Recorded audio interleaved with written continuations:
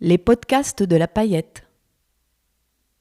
Découvrez l'une des rencontres du Festival des médias indés qui s'est tenue les 11 et 12 avril 2026 à Rennes. Bonne écoute. Merci beaucoup. Merci à tous et toutes d'être là et merci à mes intervenants et mes intervenantes et l'intervenante mystère qui va aussi débarquer dans pas longtemps, j'espère, et que je vais pouvoir présenter. Mais je voulais juste avant aussi repréciser le cadre de l'échange, le but et pourquoi il nous a semblé important d'évoquer ce sujet-là et de parler on parle des gens du numérique et des enjeux que ça représente pour le journalisme et notamment pour les médias indépendants. Je vais être assez rapide parce que, comme on l'a précisé, on a 40 minutes devant nous et c'est un sujet très vaste, donc il y a beaucoup de choses à dire. Mais je voulais juste préciser, avant de commencer, que je suis journaliste. Je travaille pour une structure qui s'appelle Médiane, qui a été lancée en 2020 et qui travaille avec des médias indépendants et des personnes à se lancer soit pour lancer leurs médias indépendants, soit pour développer, renforcer leurs projets, renforcer l'indépendance de leur projet. Et quand on parle d'indépendance dans les médias, on parle souvent de la question économique, de l'indépendance éditoriale, mais aussi de l'indépendance politique. Mais il y a aussi un autre enjeu dont on parle de plus en plus ces dernières années, c'est la question de l'indépendance technologique. Et c'est de ce sujet-là qu'on va pouvoir parler aujourd'hui. Pas de problème, vas-y. Donc avec moi, j'ai trois personnes pour en parler. J'ai Apolline Bazin, donc, tu as été rédactrice en chef de Manifesto 21 et tu es à l'origine d'un nouveau projet qui s'appelle Problématique, dont tu pourras nous parler rapidement. Merci beaucoup d'être là. Tu pourras nous présenter après le projet et aussi pourquoi c'est un enjeu pour un média comme le tien d'évoluer sur ces plateformes-là et qu'est-ce que ça implique d'un point de vue journalistique. Léna Rosada. Merci d'être là aussi. Tu es journaliste vidéo, tu travailles pour un projet qui s'appelle La Presse Libre. Et pareil, tu pourras nous en dire un mot pour nous expliquer en quoi ça consiste la presse libre, mais aussi ton travail, toi, en tant que en tant que journaliste au sein de ce projet-là. Merci. Et Olivier, bonjour, merci beaucoup d'être là. Tu es cofondateur de l'Observatoire des multinationales et donc tu pourras nous parler davantage de la question de la régulation mais aussi du rôle qu'ont ces firmes-là et ces entreprises. On va parler principalement des réseaux sociaux mais il y a tout un tas d'entreprises de la tech, notamment de la tech américaine et on pourra parler de l'influence qu'elles ont, ces entreprises, en France, plus largement dans tout un tas de secteurs et notamment celui des médias. C'est le programme. On va se lancer tout de suite. Je le disais, Léna Rosada, tu travailles pour un projet qui s'appelle La Presse Libre, qui est un projet qui vise à renforcer l'indépendance des médias. C'est un rassemblement de 8 médias indépendants pour proposer un abonnement commun. C'est ça, je l'ai bien... Exactement. Et toi, tu travailles en tant que journaliste vidéo. Et donc, en même temps que le lancement de l'offre, il y a eu un travail de présentation du travail de ces rédactions-là qui se fait sur les réseaux sociaux. Vous êtes présent sur YouTube, sur Instagram, sur TikTok, vous êtes présent sur ces 3 plateformes.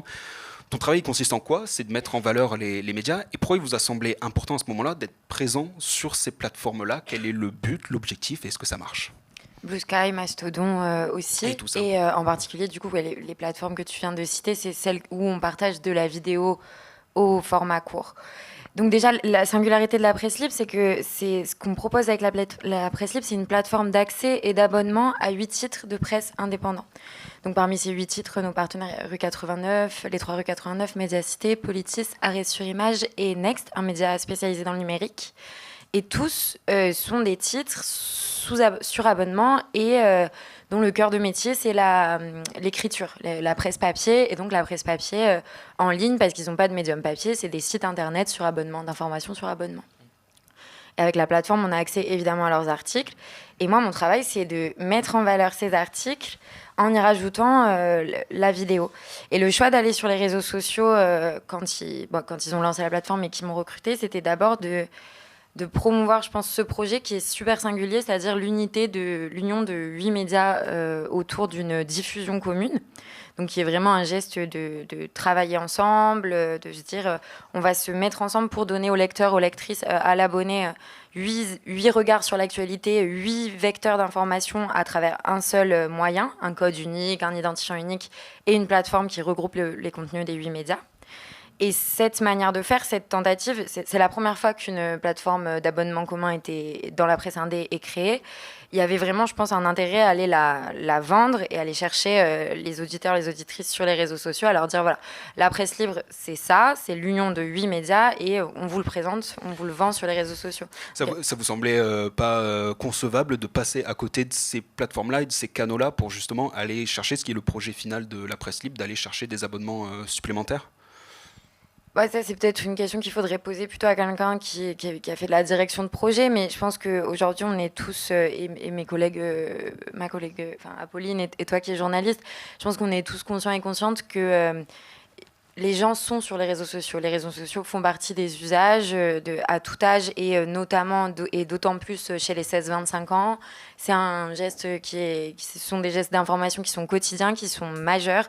Les gens s'informent majoritairement via les réseaux sociaux, sachant que le public est là. Moi, je pense que c'est un peu un non-sens de ne pas y aller, de ne pas aller le chercher là où il est. Et en l'occurrence, ce qu'on leur dit quand même avec la presse libre, c'est on leur dit « Salut, on est la presse libre, on existe ». Moi, ce que je leur dis, c'est aujourd'hui, Reflet a fait un travail d'enquête exceptionnel. Ils ont révélé qu'il y a eu une fuite de données massive du côté de l'Union européenne et de ses services armés. Et il y a des informations super importantes dedans. On apprend par exemple que l'argent de l'Union européenne va peut-être au trafic d'armes. Et après, je renvoie les gens, je leur dis, si vous voulez savoir ce qui se passe, allez lire l'enquête de Reflet. Et abonnez-vous, donnez de l'argent à la presse indépendante pour que les journalistes puissent continuer à enquêter. Donc, si tu veux, ça revient à dire au public des réseaux sociaux, venez lire l'article, venez, sortez des réseaux sociaux, venez sur notre plateforme propriétaire, venez sur nos sites propriétaires et sortez de là pour venir vous informer. Et on sait en termes d'audience, après là, je brûle peut-être tes questions d'après, mais on sait que ça marche très mal. Les gens sont sur les réseaux sociaux, regardent des vidéos, regardent des contenus de journalistes, de médias, et le geste de les faire sortir, cliquer pour aller sur un site propriétaire d'un média, pour aller sur un autre médium, c'est extrêmement compliqué. Ça fait partie des choses qui fonctionnent le moins en termes de comportement de l'audience sur les réseaux sociaux. Effectivement, c'est un enjeu pour pas mal de rédactions de sortir à comment est-ce qu'on fait pour sortir justement nos lecteurs et nos lectrices qui sont sur ces plateformes-là et de les renvoyer sur des plateformes, comme tu disais, des plateformes propriétaires, son propre site, sa propre newsletter pour avoir davantage aussi de vision et de contrôle sur les personnes qui nous lisent. Et c'est notamment un enjeu de votre côté. J'en parlais au début, tu as donc co-lancé un média qui s'appelle Problématique. C'est un peu la seconde incarnation d'un autre projet dont tu pourras un peu parler, qui a été lancé en 2020, qui s'appelait Mécréante. C'était à l'époque un podcast, mais c'était aussi une page Instagram qui a gagné pas mal de notoriété via cette page Instagram-là. Et là, vous avez donc lancé Problématique avec une campagne de financement participatif. Vous avez rassemblé un peu plus de 100 000 euros, c'était ça. Et parmi les promesses de la campagne, vous expliquez que ces fonds allaient aussi servir à créer un site internet. Et l'une des promesses, c'était de pouvoir offrir un cadre de lecture à l'écart des réseaux sociaux. Justement, ça vous semblait important, là, sur ce sujet-là, sur les sujets que vous traitez, de sortir des réseaux sociaux et d'avoir votre propre plateforme. Ouais, merci beaucoup, tout est exact, je certifie. Oui, alors effectivement, Mécréante a été développée donc, par ma collègue Léane Alestra et pour nous lancer, pour faire la campagne de dons, ça a été un avantage majeur de partir de cet endroit où on avait une certaine notoriété.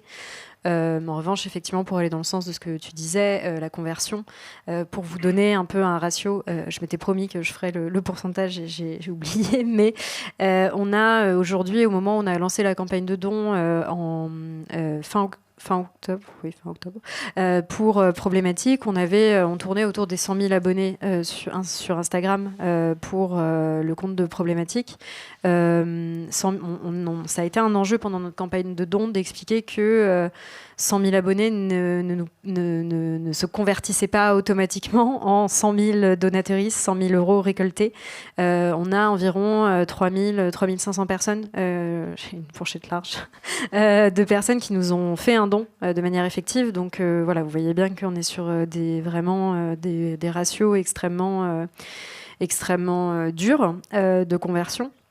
Mais néanmoins, c'est un endroit, et ça explique pourquoi en partie, alors ça explique. essayer d'être un peu moins présent sur Instagram, c'est à la fois un engagement en lien avec le moment politique qu'on traverse. On voit bien que Instagram a été un endroit d'initiation, de mobilisation pour beaucoup de personnes, où beaucoup des sujets autour des luttes féministes, queer, antiracistes, se sont structurés en partie sur Twitter, feu Twitter, et puis sur Instagram. Mais voilà, on a quand même eu le sentiment, et ça faisait partie de nos premiers sujets de discussion, qu'on commençait à tourner en rond, que notamment la campagne anticipée des législatives nous avait un peu confrontés vraiment aux bulles dans lesquelles on évoluait. Et que bon, il fallait pouvoir retrouver des espaces de développement de pensée autres qui ne soient pas parasités aussi par tous les enjeux de modération, clash. Enfin, vraiment, Instagram, c'est une architecture horrible pour la diffusion de l'information. Il n'y a vraiment rien qui est fait pour référencer les choses, les retrouver, là où, par exemple, X avait cette barre de recherche qui servait à quelque chose. En partir, nous, c'est un enjeu culturel, puisqu'on est ce public qui consomme encore énormément d'informations aujourd'hui par Instagram, mais on lit aussi beaucoup de presse par ailleurs. On a presque des usages. Nous, l'enjeu, c'est d'avoir des usages qui se correspondent plutôt à notre audience. Moi, je lis énormément d'articles sur ordinateur. On sait que la majeure partie aujourd'hui des articles sont plutôt lus sur mobile. Donc, effectivement, concevoir un site, c'était concevoir un espace où on pourrait développer les choses sans censure sur les termes qu'on emploie, puisque l'algorithme a vraiment ses règles officieuses qui strike beaucoup de termes qui sont importants pour nous, des enjeux autour tout ce qui est queer, sexualité. Voilà, on ne peut pas se passer d'écrire sexe à un moment. Mais aussi, du coup, d'avoir aussi quelque chose qui nous appartient, puisque vraiment, en fait, les revirements politiques aux États-Unis, la confirmation que tous ces grands patrons de la Silicon Valley qui, fut un temps, affichaient des valeurs plutôt progressistes, bon, en fait, n'étaient pas vraiment engagés juste pour défendre le minimum, ne serait-ce que le minimum. Ça nous a quand même fait prendre conscience de la fragilité de ces espaces qu'on avait investis et dont on dépend encore en partie. Donc un site, c'est quand même plus facile à archiver, c'est quand même plus facile, il y a des contraintes aussi, Internet, même la question de la dépendance aux moteurs de recherche est encore un enjeu, mais en tout cas la démarche, c'est aussi de retourner à une presse un peu classique dans sa forme de site et donc de promotion après dans des différents canaux. Et on investit et on croit beaucoup à la newsletter. Et nous, notre enjeu, je pense, ça va être beaucoup aussi de convertir des abonnements à la newsletter.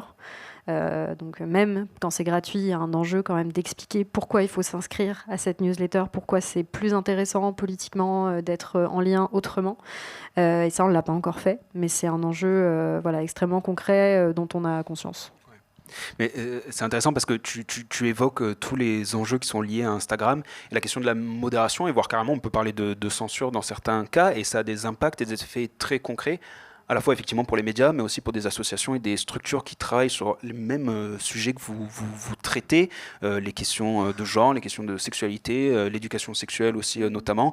Il y a eu de nombreux papiers qui ont montré comment Meta effectivement soit bloqué certains hashtags ou certains mots-clés liés à ces sujets-là, considérant que c'était des sujets dits sensibles, voire carrément des comptes entiers qui ont été bloqués. Et donc pour contourner ça, il y a certaines méthodes qui sont mises en place et il y a des médias qui essayent de contourner un peu cette modération-là. On parle par exemple d'Algospeak. Je ne sais pas si tu peux expliquer un peu ce que c'est, mais c'est une forme de langage un peu codé pour essayer de passer entre les mailles du filet de la modération sur certains sujets. Est-ce que toi, cet usage-là, cette pratique-là, ça pose question quand tu publies, tu diffuses un travail journalistique? Aujourd'hui, non. En vrai, si on fait attention à tout ce qui peut être, par exemple, des usages militants d'insultes, on peut pas m'écrire PD n'importe comment sur Instagram. Mais non, sinon, l'Algospeak, nous, on se pose pas trop cette question-là. Aujourd'hui, on a quand même un mode de fonctionnement, je pense, assez classique. Enfin, on se pose la question de, OK, qu'est-ce qui va attirer l'œil? Et ça, c'est une démarche de communication assez classique, je trouve. Par contre, pour ajouter quand même quelque chose sur cette question des algorithmes et de ce que ça produit. Enfin, c'est surtout, il y a la question de comment ça façonne l'information et après des discours qui en émergent. mais c'est aussi des risques, c'est de l'exposition à du cyberharcèlement. Et aujourd'hui, pour les femmes journalistes, pour tous les journalistes minorisés, c'est un risque professionnel, un risque très très avéré. Et c'est vraiment, voilà, moi je n'y ai jamais été exposée, mais je l'ai vu par exemple sur Léane, sur plein d'autres consoeurs, et ça pose quand même ça éclaire vraiment très très crûment quand on est sur ces plateformes, c'est vraiment on prend un risque en fait. Maintenant, j'ai quasiment envie de le dire sous cet angle-là, et de remettre un peu de distance, en tout cas, à essayer. Je pense que c'est vraiment un intérêt aussi pour protéger les personnes qui travaillent sur des sujets d'intérêt général, mais qui peuvent exposer à du harcèlement politique, du harcèlement d'extrême droite, enfin voilà. Olivier Petitjean, justement, je voulais t'interroger, mais juste après, sur la question justement du contexte, et tu en parlais du rapprochement qu'on observe dans le secteur de la tech avec notamment l'administration Trump, mais je ne sais pas si tu voulais par exemple réagir à ce que disait Apolline juste avant Léna, et sur la question, sur la question de l'algospeak par exemple. Est-ce que quand il y a des vidéos par exemple que tu diffuses sur ces plateformes-là, est-ce que tu te dis, bon là, si ça se trouve, on va se retrouver pris dans les mailles du filet, est-ce qu'il faut qu'on adapte le discours, est-ce qu'il faut qu'on fasse attention, quoi? Alors, on n'adapte pas le discours. Par contre, on se fait shadowban. Donc, on se fait invisibiliser par l'algorithme. Parmi ce que tu as énuméré, donc évidemment, les références explicites au sexe ou à d'autres choses qui déplaisent à l'algorithme, il y a ça. Il y a énormément de contenu à caractère politique. Ce que Meta va classifier comme contenu à caractère politique va être déréférencé. Donc nous, par exemple, c'est sur des sujets d'information politique. Ça a été le cas notamment pendant les municipales. On s'est fait beaucoup shadowban. On voit bien aussi que nos contenus n'atteignent pas du tout la même portée. Sur des sujets sur la guerre en Ukraine aussi, par exemple. D'un coup, tu fais des vidéos qui font beaucoup moins de vues. On sait pourquoi.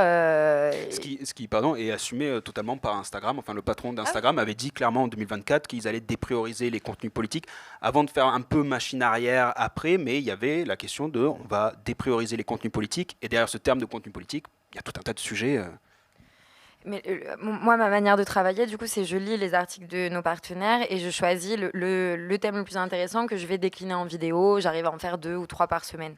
Si à ce moment-là, ce qui me paraît être le plus intéressant, c'est la guerre en Ukraine ou ce qui se passe à ce moment-là autour de Quentin Derenc ou le leak militaire dont je viens de parler de l'Union européenne, c'est quand même les sujets que j'ai choisis parce que c'est ceux que j'estimais être les plus pertinents à ce moment-là.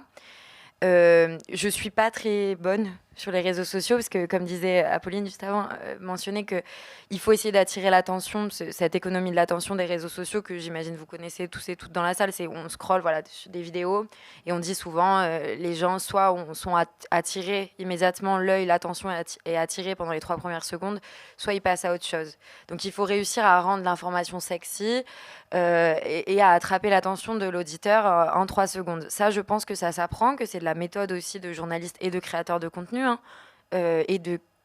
Mais que nous, journalistes, si on veut être présents sur ces canaux-là et que notre travail ait de la visibilité, on doit utiliser les mêmes techniques que les créateurs et créatrices de contenu, mais en y rajoutant notre couche de déontologie, d'éthique, de vérification de l'information, de présentation de l'information.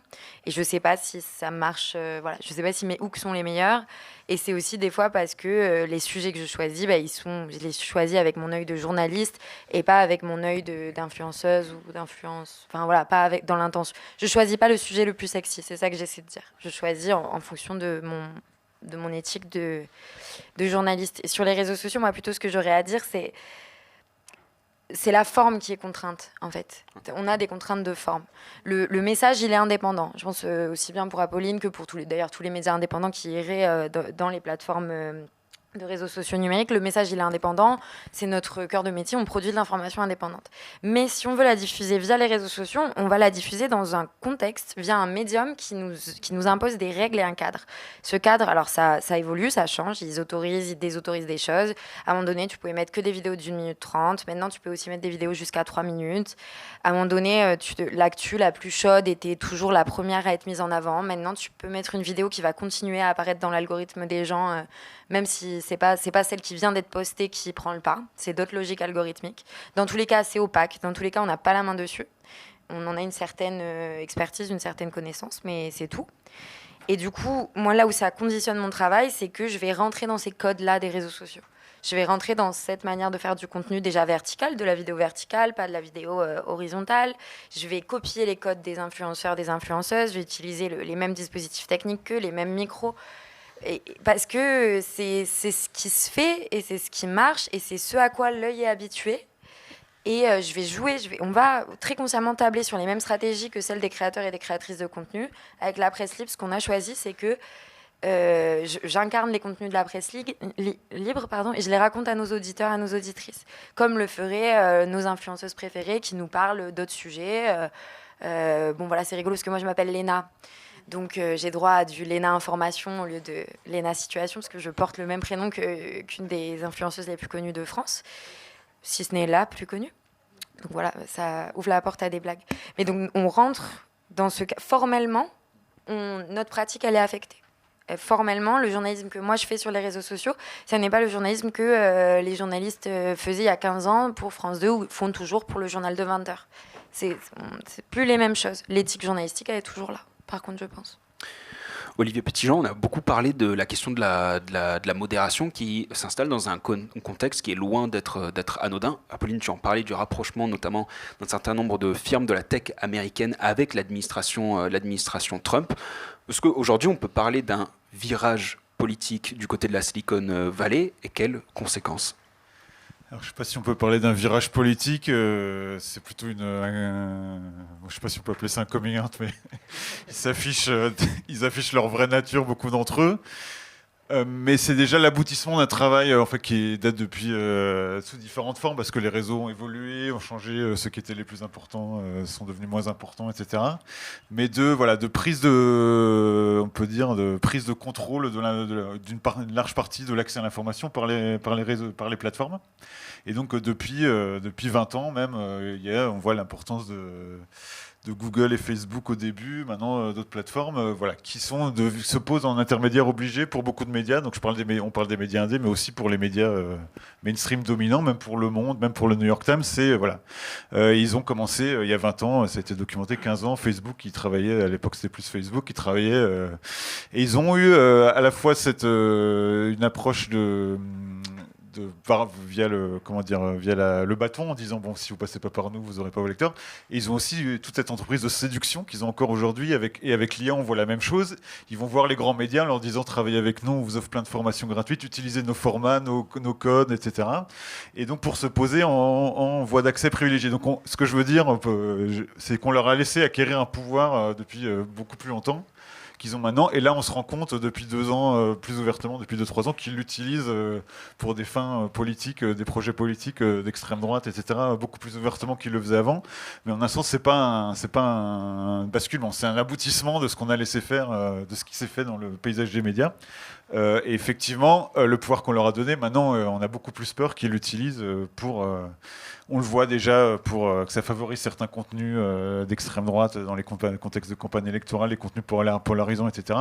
Et qu'ils l'utilisent beaucoup plus qu'ils le font actuellement, parce qu'ils le font déjà à des fins de censure et en alliance avec des projets politiques. Et pour finir, effectivement, il y a le côté, ils ont séduit les médias, les grands médias, en disant travaillez avec nous. Et ça a été la même chose pour les gouvernements. Ils ont aussi, dans tous les cas, lutte contre ceci, lutte contre cela, souvent pour des causes tout à fait légitimes, et juste de lutter contre les discriminations, lutter contre les contenus terroristes, etc. Ils ont de plus en plus travaillé avec les gouvernements, se sont posés en interlocuteurs incontournables des gouvernements pour identifier la criminalité, etc. Ce qui veut dire maintenant, on a aussi des gouvernements qui, s'ils passent à l'extrême droite, ont déjà tous les outils dans les mains pour bosser avec les plateformes, pour les orienter. Et c'est ce qui se passe un peu aux États-Unis en ce moment autour de l'ICE, etc. Pour les orienter en fonction, éviter que ces plateformes soient utilisées pour contester leur politique, quoi. Mais vous évoquez aussi un autre enjeu. Enfin, on a beaucoup parlé de la question des réseaux sociaux, mais il y a aussi la question des outils qui sont utilisés en interne. Et beaucoup de ces outils-là viennent d'entreprises américaines, que ce soit Google, que ce soit Apple, que ce soit Microsoft. Et ça a des effets très concrets. Enfin, récemment, on a eu le cas avec un juge français à la Cour pénale internationale qui a fait l'objet de sanctions américaines et qui s'est donc vu un certain nombre de services fournis par des entreprises américaines totalement coupés. La Cour a décidé d'arrêter son usage de la suite, enfin des outils proposés par Microsoft. Même en interne, enfin on parle là de dépendance structurelle. Là, ce qui s'est passé par exemple avec ce juge-là, on pourrait le voir arriver à des médias, des rédactions. Tout à fait. Donc c'est une des spécificités. Donc moi, donc je travaille pour l'Observatoire des multinationales. On enquête sur les multinationales en général, y compris dans d'autres secteurs comme le pétrole et autres, le BTP, machin. Une des spécificités de donc les GAFAM, les plateformes, les big tech, c'est des multinationales comme les autres. Elles fonctionnent, leur ressort c'est la même chose. Ils veulent faire de l'argent et ils veulent des pouvoirs de monopole, des pouvoirs de contrôle. Leur spécificité et ils essaient d'influencer les pouvoirs publics pour éviter les régulations trop contraignantes, pouvoir continuer à économiser sur leurs impôts, etc., etc. Mais une de leurs spécificités, c'est effectivement leur capacité à manier la carotte. C'est-à-dire, venez, oui, il y a des problèmes qui passent par notre plateforme, mais on est aussi la solution, donc travaillez avec nous. Et ils pénètrent partout. Donc en français, on est un peu protégé, mais pas tellement par rapport à notre pays. Même l'éducation nationale, donc il y a des gros contrats avec Microsoft qui sont régulièrement contestés. Ils viennent quand même de le renouveler en disant mais finalement on va changer, mais dans quelques années parce qu'on n'est pas prêt. Il y a eu le cas avec une autre entreprise de la tech qui est sous le feu de l'actualité, qui est Palantir, donc une entreprise d'analyse de données utilisée dans le domaine de la surveillance, aujourd'hui actuellement dans le domaine de la stratégie militaire, des frappes, etc. La DGSI, depuis longtemps, a un contrat avec Palantir en disant mais non, mais dans 3 ans, on va l'arrêter. Ils n'arrêtent pas de le renouveler, etc. Donc il y a ils ont cette capacité à neutraliser, donc à convaincre les pouvoirs publics d'utiliser leurs services en disant c'est gratuit. Et dans l'éducation nationale, c'est gratuit. Utilisez Google Doc, utilisez Gmail, on vous offre l'accès à plein de pouvoirs de nos plateformes, etc. Et voilà, et de fait à se rendre irremplaçable. Et ils le font aussi en travaillant, bon ça on va pas lancer dans tous ces sujets, mais en travaillant avec des boîtes françaises, donc en évitant qu'il y ait des alternatives françaises ou européennes qui émergent. Ils vont voir Orange, machin, Thales, en disant faites un outil avec nous, ce sera beaucoup plus facile. Et voilà, donc une des clés de leur stratégie, c'est de se rendre indispensable avec toute cette image qu'ils ont longtemps cultivée et qu'ils cherchent encore à cultiver de on est là pour vous aider, on est là pour faire le bien, etc. C'est de moins en moins crédible, mais bon, ils essayent encore de le faire et ça marche encore, notamment dans un contexte qu'on sait d'économie budgétaire. Donc les pouvoirs publics, voilà, il y a une pente qui les encourage à céder aux GAFAM, aux plateformes. Je voyais cette semaine, parce que c'est un autre enjeu, alors je sais pas pour problématique, moi avant de travailler pour la presse libre, j'étais journaliste indépendante, donc j'étais amenée plutôt à faire occasionnellement de l'enquête, et donc comme toute journaliste qui enquête, je me posais la question de la sûreté numérique, ou en tout cas d'essayer d'en avoir le maximum pour pouvoir mettre en sécurité les informations qu'on me donne, etc. C'est vraiment pas mon domaine de spécialité, mais parmi les solutions techniques pour le coup que j'utilisais, bon, à part d'avoir un ordinateur sous Linux, etc. J'utilisais en particulier VeraCrypt, qui est une solution qui permet de crypter une partie, je rentre pas dans les détails techniques, mais voilà, qui est une solution pour essayer, en tout cas, de protéger une partie des documents et des données stockées sur nos ordinateurs, en créant des dossiers qui sont plus protégés et dont on peut pas savoir qu'ils sont protégés, et c'est pas trop mal pour pas se les faire voler ni par la police, ni par des acteurs malveillants. Microsoft vient de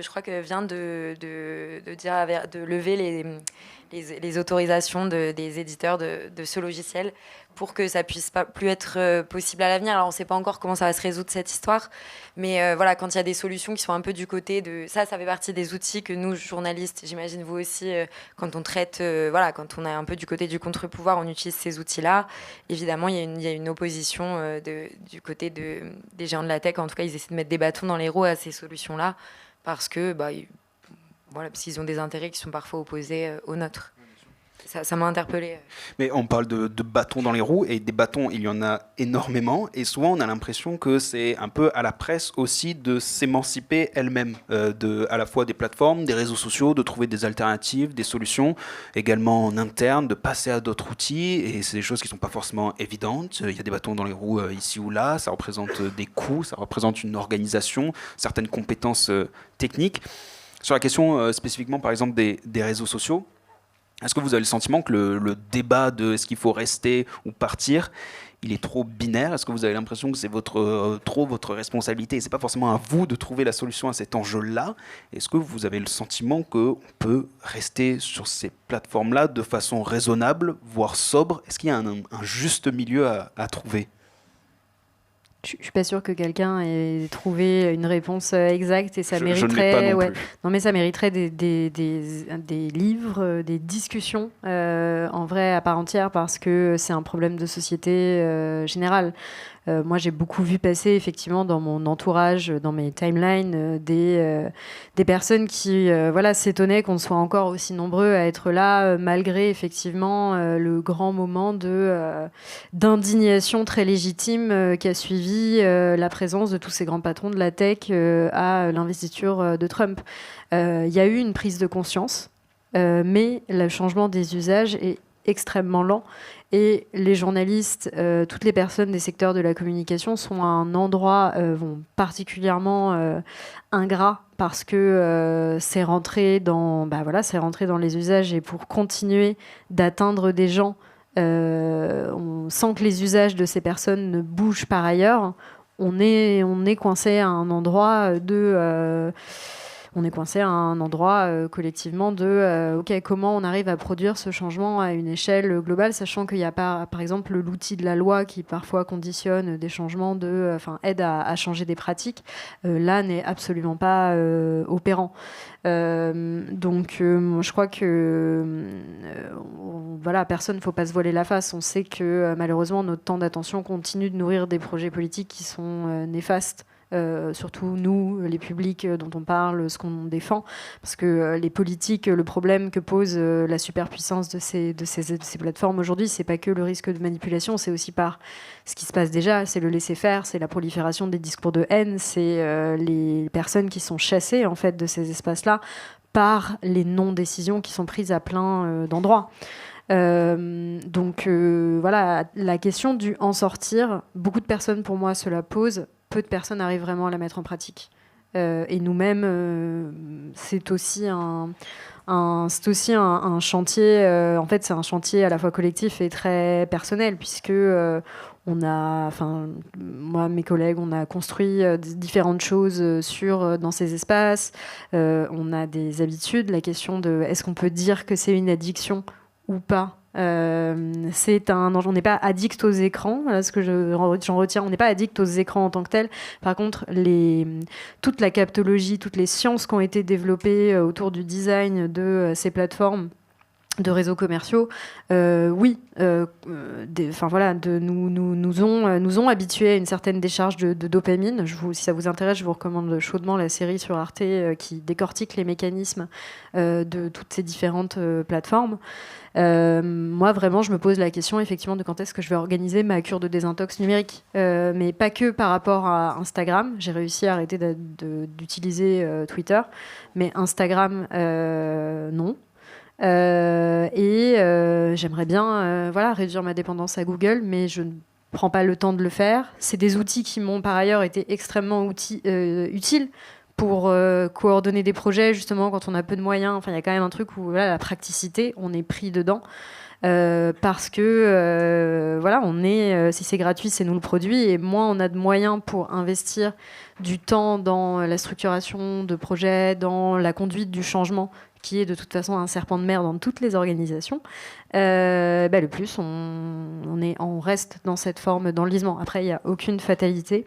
Le débat public entre les 1001 catastrophes politiques qui nous guettent, c'est clair que ce sujet-là n'est pas assez mis au centre de la table. Le succès du livre de Bruno Patino qui s'appelle Le Poisson Rouge, mais c'est pas Le Poisson Rouge, c'est...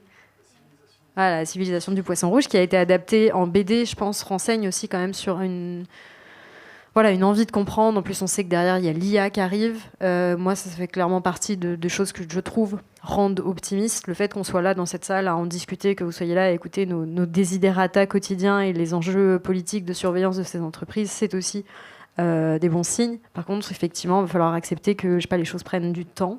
Il faut être un peu d'indulgence, du coup. Et en même temps, de l'honnêteté. Je pense que c'est la seule condition pour avoir des discussions autour de ça qui soient pertinentes.